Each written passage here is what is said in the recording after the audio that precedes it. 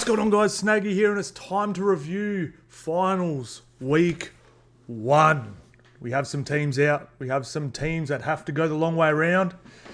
And I don't know, man. Maybe it's recent bias, but that was one of the most entertaining week 1 finals I've seen in a very long time. It feels like ever, but I'm just going to say long time because I'm sure someone's going to go, yeah, but what about round 1, blah, blah. And I'll be like, oh, yeah, that's right. I remember that. But I was so entertained. I didn't love every minute of it. The first half of this game was a bit mid, but the end was so good, bro. These two games were absolutely enormous. And even though these two games were blowouts, the Panthers versus the Roosters and the Storm versus the Sharks, I still really enjoyed it because comparing the two teams, because it feels like that's going to be the grand final, the Panthers and the Storm. Comparing them, watching them real closely, it was really, really awesome to watch, guys. So let us know how you went over the weekend, guys. Let us know if you hit any big punts, any big wins. We murdered the bookies this weekend. We hit 4 from 4 in our tips. We hit 3 from 4 in our double ups, and we hit our try scorer as well, guys. We had 16 legs down, and hit 15. The only thing we didn't get right pretty much in all our predictions was Bulldogs to score less than 14 points in the first half. And they scored how many points in the first half? 16. We were 2 points off having a flawless weekend on the punt, guys. So make sure you're following us on Dabble, guys. If you're not already, if you do want to jump on board, follow MonsterSnag or use a link in the description down here, guys. I post all my punts on my Discord and in there as well, guys. And I got a lot of messages. Thanks, bro. I'm going to have a big night tonight. We killed it on the punt. So, awesome round. Well, I actually killed the UFC as well. I was 2 for 3 on the UFC. Won a bit of coin there too. So, awesome weekend on the punt. The old Dabble account's overflowing. She's overflowing. All right, guys. So, let's go through it real quick. We'll break down the games. And we'll preview next week. Really short. Real short. Right, so the Panthers defeat the Roosters 30-10. It looked like it was going to be 30-10 as well in this game. The Storm defeating the Sharks. A late try and field goal to blow that out a little bit more. Cowboys get it done against the Knights. Bulldogs get... I was about to say robbed, but robbed makes it sound like they didn't, like the ref took it off them or something, but absolutely pipped at the post by the Manly Sea Eagles. What a game. That was absolutely crazy. Cannot wait to talk about that one. But first, let's get into the Roosters. Pardon me. Damn, that came from nowhere. Roosters versus the Penny Panthers. All right, we had tries to Tungor, Jerome Luai, Garner got a double, and Suali'i and Tedesco got a couple in the second half as well. Now, this was a little hard. Did the Roosters forget to get off the bus, or were the Penrith Panthers that damn good? You let me know in the comments, guys. I thought it was a bit of both, but I really did felt like, and they actually did say after, so you have to take their word for it, that they were going to front load their energy and try and blow the Roosters off the park early. To me, this was a masterclass from Cleary versus Robson as the coaches. Robson deciding to put Nat Butcher in at prop and Lindsay Collins there and look at this firepower he had on the bench, and they got absolutely blitzed through the middle. I mean, Spencer Luna came on, it was 22-0. So massive L from Robbo, massive W for Ivan Cleary in the coaching stakes in this one early. Did not work. You saw from the first carry, Nat Butcher got absolutely hit and swarmed, and it was not good. It was not a very good idea at all to do that, in my opinion. I saw a lot of people saying it was the perfect 40 minutes of footy, and it pretty much was. There's been a few, and I can't remember the shows. I think it was SEN with Mag and was it Sugar? But he said State of Origin game 2, the first half. And Penrith Panthers in the first half against Parramatta in the grand final. And then this, probably. It wasn't just the scoreline, was it? 24-0 at halftime. 24-0. We've seen teams put more points on in a half. We've seen all that sort of stuff, but it was just perfect. Every single carry the Penrith Panthers took, they landed on their front and got a 3-second, with under a 3-second play the ball. Every single time Roosters took a carry, there was 3 in the tackle, they got put on their back, dude on the legs, peels out, slow play the ball, and it went Panthers making 55 metres a set to Roosters making 30 metres a set. There were sets the Roosters had where they were making 15 to 25 metres. It was actually so perfectly and clinical, and they absolutely blitzed the Roosters. And Roosters are a first half team, so it was always going to be hard from them from there. I'll address it briefly. They were forward pass. Okay, cool. At the end of the day, Penrith are the best final 20-minute team, and what happened? They didn't score another point in that final 20 minutes anyway. The better team won. Let's not talk about the refs. I actually think the refs did a pretty good job this weekend, man. Like, a few dicey calls, but like it's footy. Like I've been playing footy since I was 6. I've been watching I've watched it all the way through. I've watched now my kids playing and stuff, and there's always a dicey call. It's footy, man. But I thought the far superior team won in this one, guys. They were much better. I mean, Penrith 95% completion rate in the first half. It was absolutely clinical in that first half. And Penrith doing what Penrith does. I saw a lot of people saying, yeah, but they weren't very good in the second. If you actually look at Penrith's numbers, they're a front load team. What they'll do is they'll get out to a lead, and they're really good at defending the lead. They've got the best kicking game in the comp with Nathan Cleary there, and they do this a lot. They'll put a decent score on a team and they'll just shut you out in the second. They're not going to try and do dumb stuff and let you back into the game by trying to put on heaps more points. They just go to work and just get it done, and their first half scoring is substantially higher than the second half, guys, so I wouldn't read too much into that. But yeah, it was bloody perfect. And Roosters, like I said, give them a bit of credit for fighting back in the second, but as we'll have a look at these numbers in a minute. But all right, so possession, Panthers definitely won it quite handily. Completion rate, they made a few errors at the end there that didn't make this look as crash hot as it was for the full game, but not too bad from the Roosters. 81%, that'll get it done in most games. But look at these run meters, 2,000 meters to restrict in that team with Teddy, with Tupou, with Dom Young, with Spencer, with all these guys in it, to 1,400. Absolutely insane. They ran harder, plenty more post contact, 2 line breaks to 4, tackle breaks 36 to 37, so pretty damn even. But average set distance, this was over 55 in the first half, and this was under 30. That's crazy, absolutely crazy. Kick return meters, absolutely monstrous from the Panthers, 310 to 87. And the ruck speed ended up being about the same, but the Panthers was substantially faster in the first half as well. 2 offloads to 5. Let's have a look down here at the tackle efficiency. So Roosters actually have the better efficiency, but they did a lot more tackling. So they ended up evening this up pretty good as well. So not too bad. It's really not too bad at all. So 11 ineffective to 4. So errors 7 to 10. Not too bad. Let's have a look at some player stats here. Let's have a look at some players who we thought were good. Man of the match for me in this one would have been Cleary or Isaiah Yeo. Isaiah Yeo is an absolute monster. Like, seriously, I mean, what do you end up with? 203 running metres, 73 post contact. He has now found the perfect balance of ball playing and running. He is, someone said it a few weeks in commentary, it might have been Michael Voss. Is it Michael Voss? Just call him Vossi. He is a colossus, bro. Like, he is out and out the best lock in the game, and to me, it's not close. Like, I thought Paddy Carrigan was nipping at his heels last year, but this is the thing. He's good.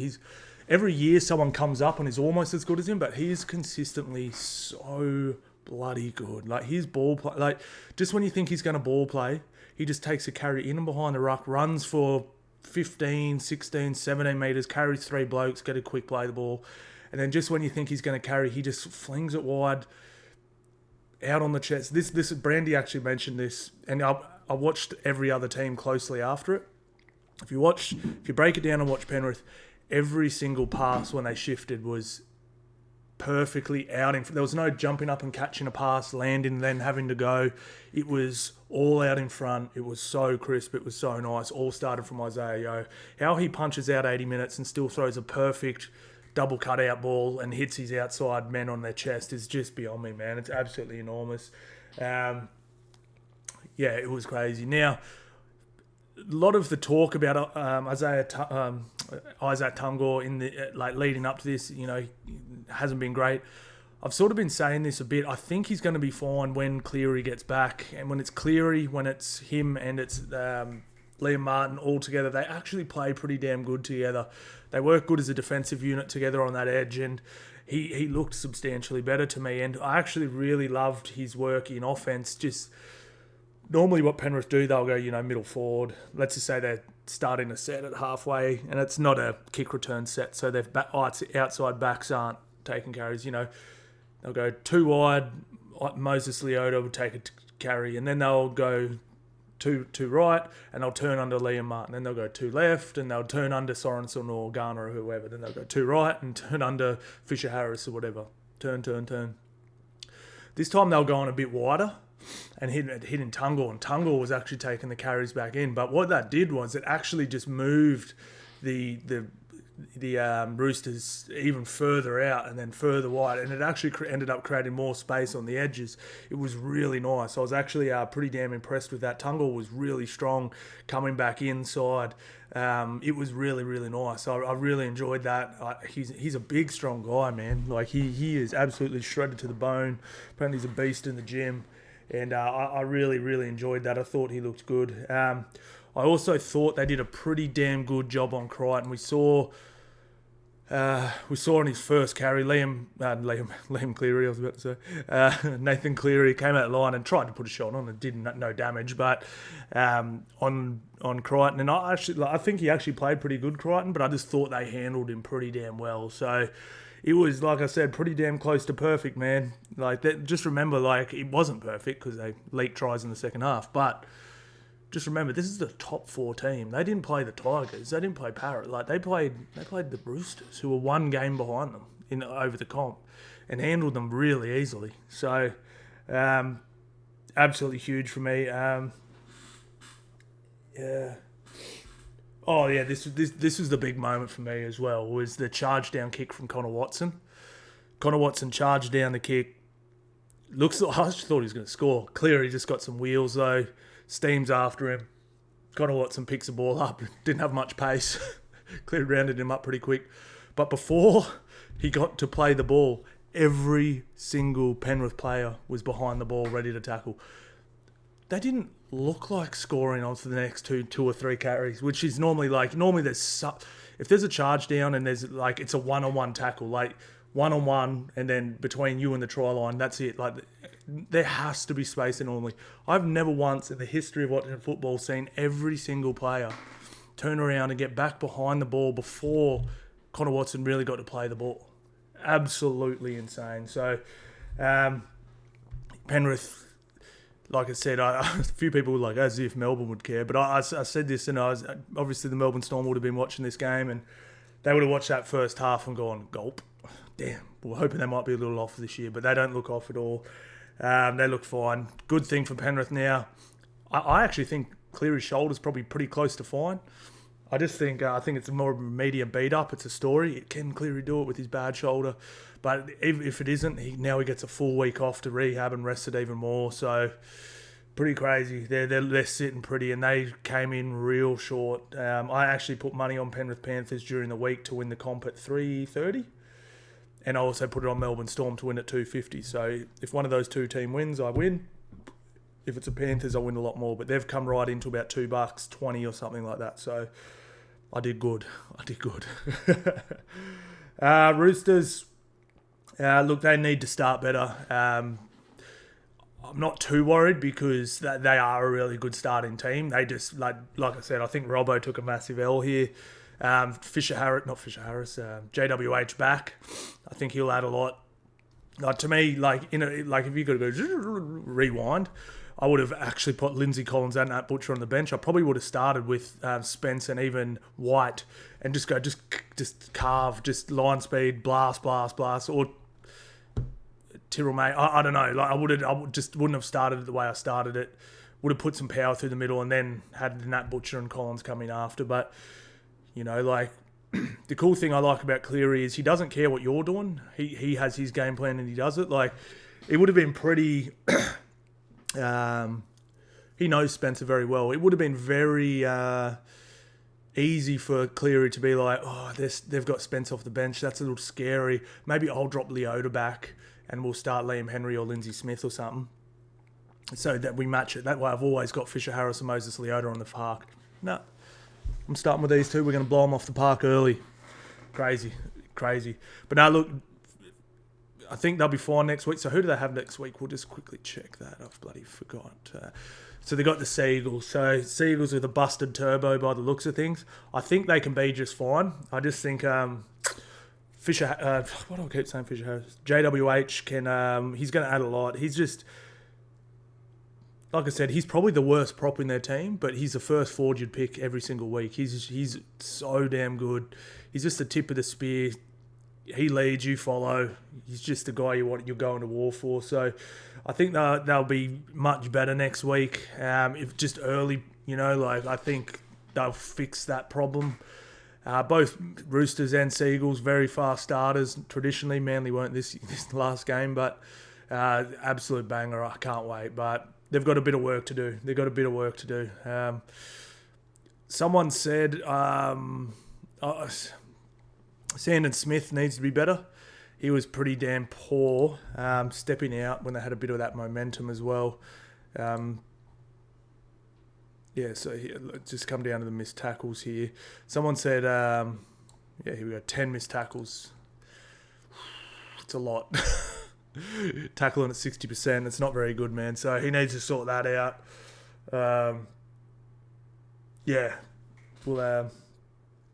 That's what someone said. Cleary would have. Someone said, they really missed Sam Walker, and then someone said, what are you talking about? He would have got spanked in defence. I don't know if I've ever seen Sam Walker miss 10 tackles in the game, so I definitely agree that they would have been better with Sam Walker here. But look, everyone missed tackles here, man. No one was really. Spence was pretty damn good. Lindsay Collins pretty damn good. I thought they absolutely owned Lindsay Collins. He got, look at that, 51 metres. That's a State of Origin starting front rower. They just obliterated him, bro. He got absolutely manhandled. Satili, like I said, look at these metres from White. I rate Mike, man. Tyrrell May was okay. But yeah, it was to me, it was just Spencer Linu, 69, not bad. They got pretty well handled, though. But he looked dangerous, he was getting some nice play the balls and some pretty fast ruck speed and stuff like that. So, yeah. All right, let's move on to the Sharkies versus the Storm. Man, this was just... I was a bit of the thing, like I said this in my preview. I don't think Storm are quite as good as everyone's saying. I think the Sharks are a little better than everyone's saying, but I still have the Storm to win. And then the second they kicked the ball out the Sharks kicked the ball out on the full off the first kickoff, I was like, Melbourne are winning this game. So tries to Munster, Warbrick, Harry Grant, Warbrick again, then 2 to Harry Grant. So Harry Grant with a hat trick, he was enormous. Tries to Katoa and Nikora. And Nico Hines 1 from 2 with the boot. Half time it was 14-10. But look, a lot of people were going, who do you think was better, Melbourne or Penrith? Because, obviously we're thinking that they're going to look like they're going to face off in the grand final.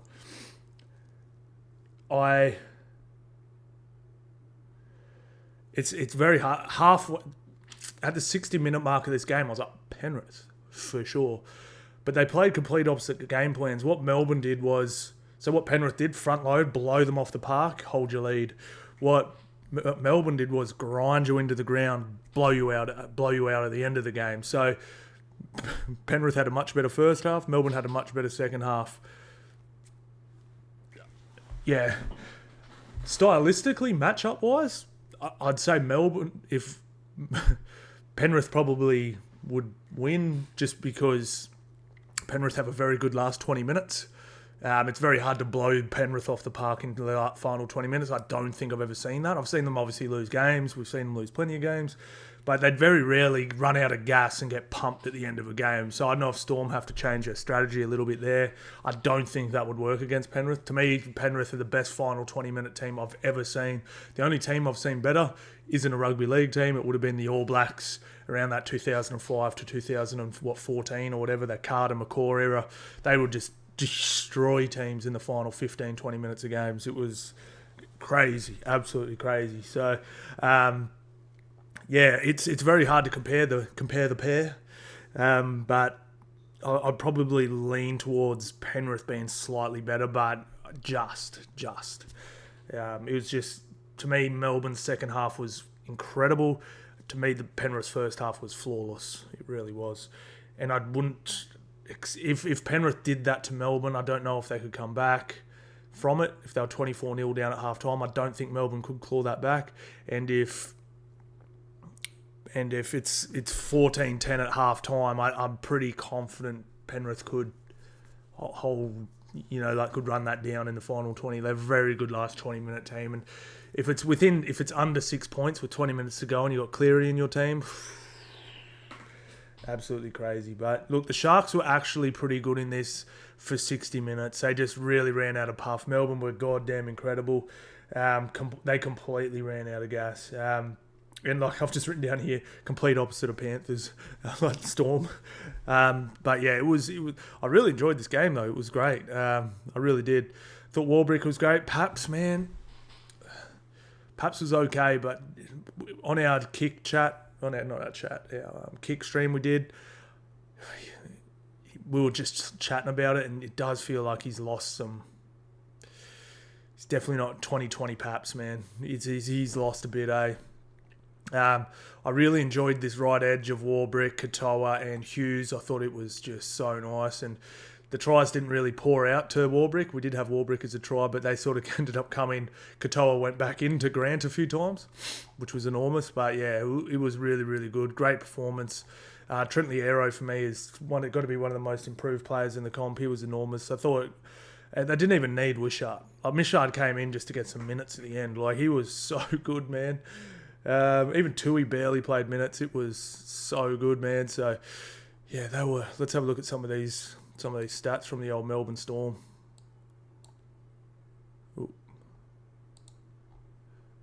It's tackles made. Not many to see. Look, nothing over 5 in the tackles missed columns, which is great. Everyone's allowed a miss or two. Will Warbrick, 219 metres, 70 post-contact, 1 line break. Paps, 142, 34 post-contact. I thought Coates was pretty damn good, 173, 64 post-contact. Munster was old Munster. This was prime pre-groin Munster, in my opinion. To me, it looked like he sort of wrestled the I'm the best player in the team title back off Jerome Hughes in this one. I don't know if I like that. I sort of like Jerome Hughes being the lead and role, and you insert Munster when you want him to, but I'm not going to complain. Munster's the main. Look at this, Trent Liero, 222 metres. I was just jerking off Isaiah Yeo before, and look at Trent Liero there, 222 metres. That's just... Josh King, 209 metres. So good, man. Someone said before on our kick chat just before, in the Bulldogs game, Craig Bellamy, should have been considered for Coach of the Year, and I agree. Like, what he's got out of guys like Josh King, Sean Ball, Katoa, Trent Liero, Wishart is incredible, man. Like, he's turned them into top shelf rugby league players. Howarth as well, you could chuck in there. It's actually damn incredible, man. Shout out to Craig Bellamy. He's an absolute GOAT coach. He's so good, man. And look, restricted Will Kennedy. Will Kennedy looked off from the minute he didn't get that ball. I thought Katoa was pretty damn good.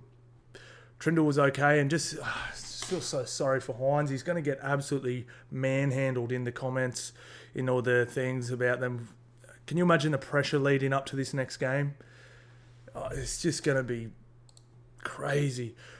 Just on this one, I probably will tip the Sharks to win it, just because that Cowboys game we're about to get to was brutal and hot. I think it might have zapped a bit of their energy. But yeah, if they don't win this, I am just not happy. It's not going to be good for Nico in the press. Like, they're going to be like, I've already seen it. What is Nico worth? $1 million? All this stuff. I'm like, oh, poor dude. But look, it's just like they weren't that far off. They really just ran out of pace, and I just feel like the better team won. Like, you know what I mean? It's not like they were awful. It was just like Melbourne are better, and they won the game. I kept hearing, they played too sideways. I thought they played pretty straight. I just thought that Melbourne played straight better. I can't really critique their performance a whole heap. I just think they got beaten by a better team. I think Melbourne are a better team than the Sharks. The Sharks are, like I said, I don't think Melbourne is as good as everyone says, and I don't think Sharks are as bad, but I still think there's a gap there. I just think Melbourne have been better all year, and they got it done. So, look, Sharks, a lot of work to do. They're going to have to be better. I'm not too sure how to fix it, but I'm sure Fitzy will come up with something. Cows, Knights, what a game. What a game. Man, the end of this game was just so good. Sharks, Knights had it. Ponga makes a line break. And I remember sitting there on our kick stream going, I said, look at all the Knights jerseys. And there's poor Scotty Drinkwater sitting on his own at the back. There's two on his inside, 3 on his outside, 1 right behind him. He could have gone to anyone. He throws a pretty poor pass. I can totally forgive him for it, though. He did everything for the Knights. At knee height, it wasn't boot height, but maybe knee, quad height to Gagai, and he fumbles it. Then Cowboys go on and score at the other end. It's a cruel game. Just think about it. If Kalen Ponga throws that pass this much higher, Knights go through to the next round. It's I still think Gagai should have taken it, but it was an average pass. I saw a lot of people blaming Gagai for it. Kalen Ponga made the break. The break wouldn't have been on if it wasn't for Ponga. So you're not really going to blame Ponga and be like, oh, terrible pass, man. Bros, you would not be in this game without Ponga. But it was a mid pass at best. So it's just, that's the game, man. It's just, I felt like Knights were better for a lot of this game, but at the same time, I do want to defend there was a few little things. For example, this Kyle Felt try, like, who was the winger who threw that pass? Was it Dylan? I think it was Dylan Lucas in the centres. Like, surely they did tape on the Cowboys this week and said, if you run to the line and you have the Cowboys stripped, like, don't throw a pass outside Kyle Felt. Like, he will just play for the intercept. Like, Kyle Felt is not playing his man. Like, go yourself. And he just tried to throw a pass. It was just the most easy. He took 2. Like, they did it twice. So that was a bit silly. Obviously, Dylan Lucas playing out of position. That would have been Bradman Best. But I promise you, Bradman Best would have scored a try in that situation. He really would have. Like, that first intercept, that would have been a Knights try if Bradman Best was there. Bradman Best would not have thrown that pass. He would have just trucked whoever was in front of him and scored a try. But yeah, it was a crazy game. It was, both teams were blowing. It was hot, muggy. Cowboys, Townsville day, night. It was pretty crazy. The game before was a Melbourne Storm game. It was a day game and it was 10 degrees. And then this was a night game in Townsville and it was, 26 degrees? I think they were saying. It's crazy, man. But look, Ponga was... Bro, I think he might be the best fullback in the comp, eh? Like, seriously, I think, like, there was all this chat last year about who's the best fullback, and I felt like he lost a lot of his shine. But he is so good, man. His footwork, the footwork he put on Valea was just like NBA 2K ankle breaker, ankle assassin. Just like, you could hear through the effects mic. Left foot, left foot, left foot. Ponga's got it, left foot, left foot. What did he do? He came off his left foot and just everyone was still clutching at air. He's incredible, man. And he's what I think taking Kalen Ponga to the next level is he's strong now. He's stronger through the hips. Like, yeah, he used to look a lot more dangerous than he was. He used to get like his nose through and then get dragged down a lot. Now he sort of has the strength to push through these tackles. How old is he? 26, yeah. So he's got his man strength now, you know. Like, when he was doing a lot of that stuff, you know, 22, 23 years old, he probably didn't have his full man strength yet. Like, he is dead set, so bloody electric. It's actually insane. Let's go look through some of these stats. 55, 45 possession. So, Knights to be in this game and not have as much ball. Both teams completed at 82, but plenty more sets for the Cowboys there. Look at this. Cowboys dead set. I don't know what it was. Like, someone said to me, man, Knights defense was so gritty. I was like, I thought it was scrambly. Like, it was good defense, but I didn't think it was gritty. Like, there was 60 metres available to the Cowboys whenever they decided to just tuck it and run. Like, 2,200 metres, run metres in a game is enormous. Like, I don't know what the average is in a game, but it's not close to 2,000. So I even think this is pretty high. Like 1,800. I would have, if I had to guess, said 1,600. It would be like an average game, 1,500 maybe. To allow that is pretty crazy. But it was both teams that did it. Like, it's not like Knights ran for no metres. Like, Knights ran for nearly 1,900 themselves. 6 line breaks to 3. How did Knights only have 3 line breaks? I swear Ponga had 3 himself. Maybe that is all 3 of them. Tackle breaks 41 to 51. Average set distance 50 metres to 46. Like I said, both teams defended well, but it was more they scrambled in defence well. 10 offloads to 5. Let's have a look down at this. Tackles missed 50 to 41. Wow. Yeah, that's not gritty defence. That's scrambly defence. 10 errors to 8. So let's have a look at some of Ponga's numbers here. Let's have a look at some of his numbers.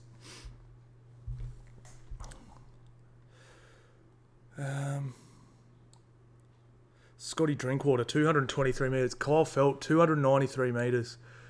Scotty Drinkwater was so nice. 220 metres, 26 post contact, 1 line break assist, 1 try assist, 3 tackle breaks. Kyle Felt, 293 metres, 64 post contact, 1 line break. Cowboys might be like, hey bro, want to stay another year? Val Holmes, 130. I thought Val Holmes was pretty average. I thought Vayala was pretty average. I thought Tuolangi just looked lazy, bro. Looked lazy. Dearden was solid as always. I thought Clifford put some nice kicks up. He really did. I thought Tomalolo was good. Lukey was good. Nanai went missing a little bit. You can obviously see the numbers just fall off a cliff when we get to him. I thought McIntyre was enormous. Ruben Cotter in his first stint was absolutely incredible. I felt like they lost a lot when he went off. Yeah, they need to find a way to get him more minutes, but keep him fresh. Because I feel like they lose a lot when he goes off. Let's have a look at Kalen Ponga, see what he did. Let's see what damage he did. 202 metres, 2 line breaks, 2 try assists, 8 tackle breaks. Greg Marju. He was taking the ball and going, don't worry about it, boys. Don't worry about it, front rower. Don't worry about it, front row. I know that's your only job in the game. I'm going to take this carry. And not only that, I'm going to do it better than you, bro. What is he on, man? Drug test him. Bro was taking the beastiest carries.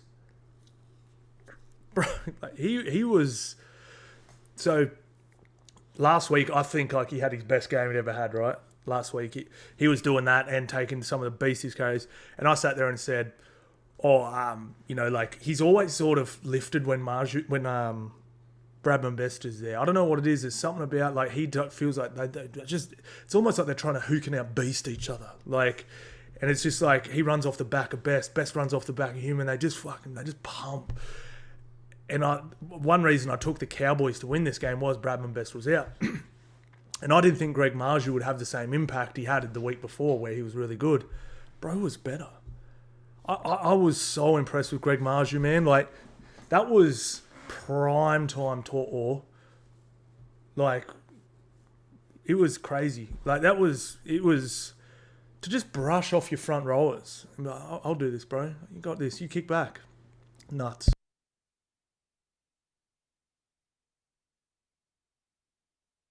Sorry, boys. Look, Knights...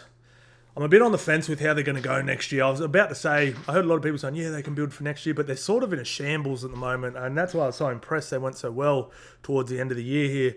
I mean, there's talk of Brayley leaving, Saifidi. I don't know what's going on here. Like, apparently they're over the salary cap for next year already. They've got to let players go, all this sort of stuff. So we'll have to wait and see how they go. I'm a bit on the fence with how they're going to go next year, but I tell you what, if Kalen Ponga plays like that all year next year, there's every chance they make the top 4. Seriously, absolute beast. Bulldogs, Sea Eagles. What a cracker, man. What a cracker. I felt... Now, look, my preview, right? I say, like, there's a lot of Doggies fans and stuff in our Discord and all that sort of shit. And, like, I'm neutral.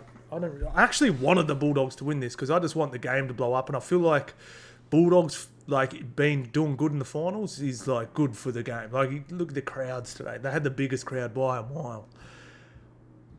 So I sort of wanted to win, but I couldn't tip them just have how hard they got pumped 2 weeks ago by this team.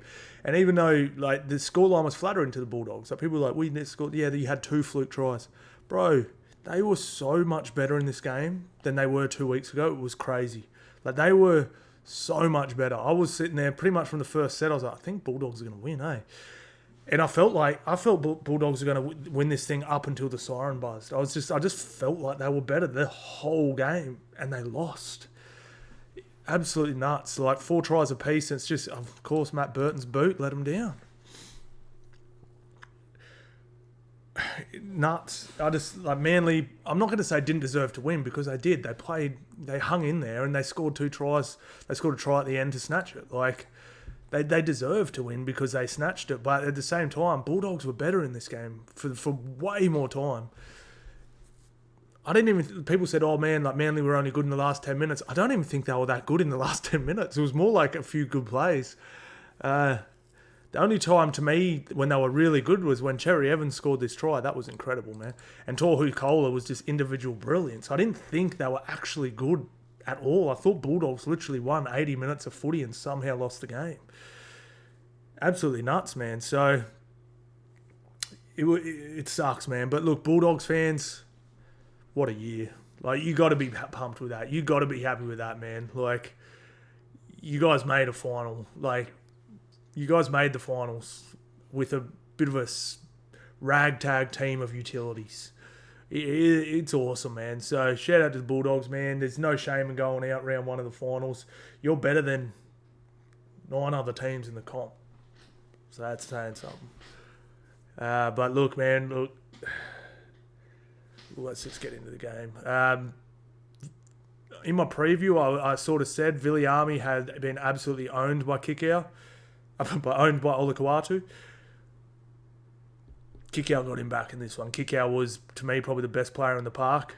To me, the only players that sort of weren't good for the Bulldogs was Salmon was a bit average and Reid Marnie. Reid Marnie, his decisions in the last 20 minutes weren't good. They were really poor. Like, he went left when he should have gone right a few times. He kicked the ball dead for no reason. He started that fight. He put a good shot on someone. Can't remember who it was. And then started that rubbish, which gave Manly a penalty. I'm pretty sure they went up and scored off that. Maybe they didn't. Don't correct me if I'm wrong. And then he fumbled the ball. Well, did he fumble the ball as well? Did he have an error? So Sherry had an... Oh, yeah. And then when they had a chance to Matt Burton to kick a ball, he's passed it on the 5th tackle to Viliami kick out on the bounce. Like a terrible pass out of dummy half that bounces up to Kikau, and then Kikau has to pass it to Burton, and he has to rush a 2-point field goal. So I thought he was pretty poor, but besides that, I think they were pretty damn good. I thought Howard came on was good. I thought Curran came on was good. I thought Hayes was good. Moran came on and just made a few errors, unfortunately. I thought Preston was incredible. So there's a lot to build on from here, guys. And yeah, look, it's going to be a good team next year. You know, you add Satili Tupanua into this team, you're looking tasty. You're looking real good. Now, as far as Manly goes, guys, unfortunately, it just really became pretty damn evident that this team is... Not that we didn't know this. I'm not breaking any news here, but it's turbo or bust. If Turbo's not having a blinder, Turbo was clearly hampered in this game. He was not great. Lehigh Hopewadi had an absolute stinker from hell. I thought Kohler was pretty quiet, but then obviously his crazy brilliance at the end there was good. It was nuts. I thought the Fords were solid, but I thought they got beaten. I liked the Bulldogs Fords better. I thought the Bulldogs bench was better than the Sea Eagles bench. It was just such a strange game. It's very rare you see the better team lose a game. And they really were. But Manly have a lot of work to do, guys. If Turbo can't be 50% out there. Like, you know, we saw Cooper Cronk in the grand final a few years ago, longer than a few years ago now. You know, he was out there and a 50% Cooper Cronk you wanted to... I don't think you can do that with Turbo. I think they would have been better off putting Kohler back there. I know they're missing Saab as well, but if he's 50... Like, to me, Turbo has to be 80%. Like, I keep hearing this 50% Turbo's better than most... No, he's not. No, he's not. He's not. He's not double as good as the best fullbacks in the comp. He's not. To me, a fully fit Turbo is probably the best fullback in the comp.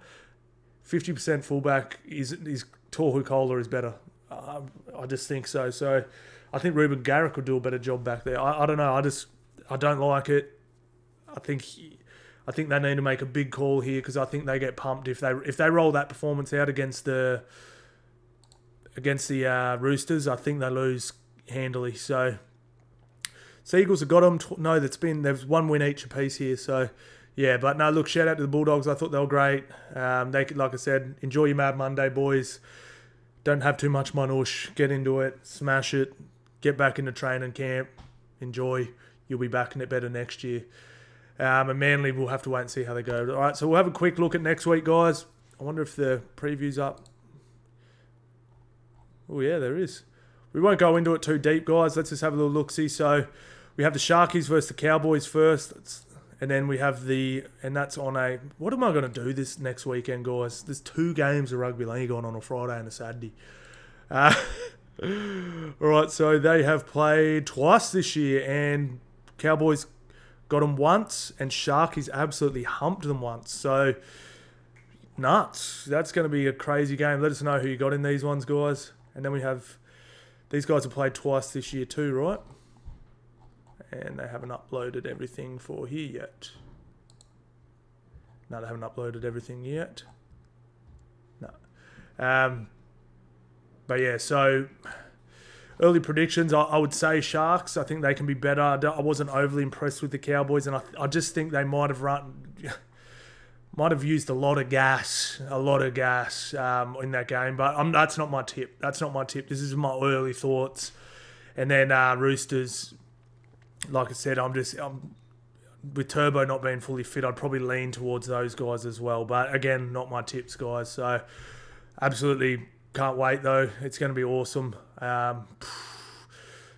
It's all elimination finals from now, boys. Cannot wait. It's going to be brilliant. All right. So make sure you subscribe, guys. I'll be dropping my preview video on Wednesday morning, as always. We'll go over all our picks, go over all our punts, and hopefully take some more money off them bookies. And you know what it means. If you made it this far, you're an absolute legend. Thank you all so much for watching, guys, and I'll see you on the next one.